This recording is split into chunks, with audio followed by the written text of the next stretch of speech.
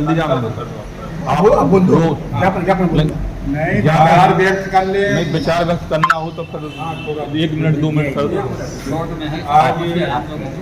आज हमको ज्ञापन देना था और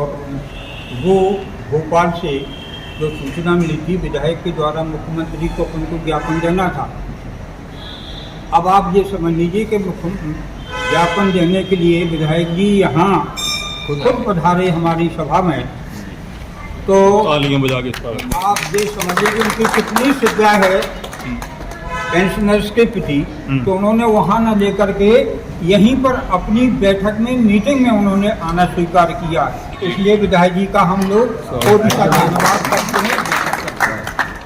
आप हमारी मांगे जो है आप नायल जी कह रहे थे आपके विचार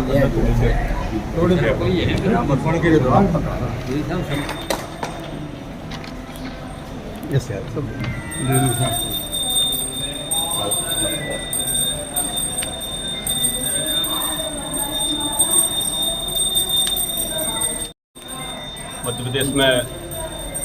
भारतीय जनता पार्टी की सरकार का नेतृत्व कर रहे हैं और निश्चित रूप से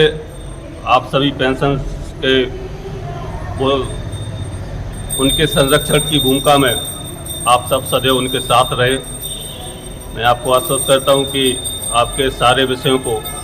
आदरणीय मुख्यमंत्री मोहन यादव जी के समक्ष रखूंगा और जो मध्य प्रदेश के 5 लाख पेंशनर्स हैं उनके हितों की रक्षा करने के लिए मैं निश्चित रूप से मुख्यमंत्री जी के संज्ञान में भी ये बात लाऊंगा। और मुझे उम्मीद है कि जिस निर्णय के साथ और जिस नेतृत्व के साथ आदरणीय मुख्यमंत्री जी मध्य प्रदेश को विकास की दृष्टि से कहें या मध्य प्रदेश को एक नई दिशा देने के लिए विकसित कल्पना को साकार करने के लिए वो हर वर्ग को साथ लेकर हर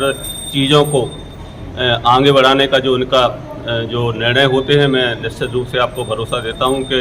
उनके संज्ञान में विषय भी लाऊंगा और आप सबके जो हितों की जो रक्षा हो सकती है उसको करने का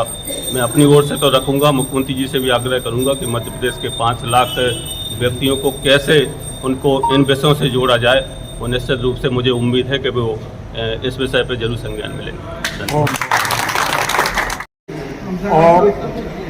माननीय विधायक जी को ज्ञापन सौंपा गया। हम लोगों की समस्याएं हमेशा सरकार की तरफ से लेट होती जा रही हैं,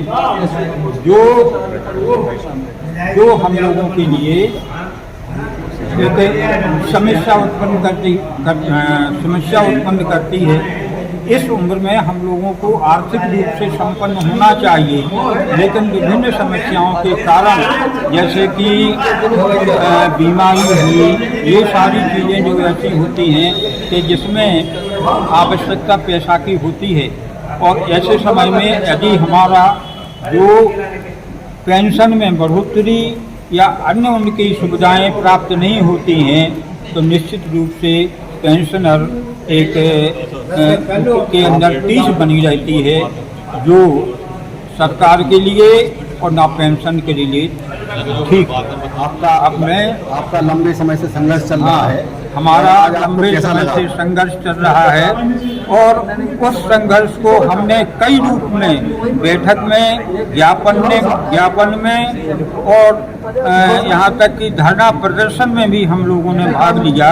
लेकिन हमारी समस्याएं ज्यों की त्यों रही। अंत में हार करके एक बार फिर मुख्यमंत्री को तथा प्रधानमंत्री को अपनी समस्याओं को लेकर उन्हें ज्ञापन सौंपा है। आशा है कि हमारी समस्याओं को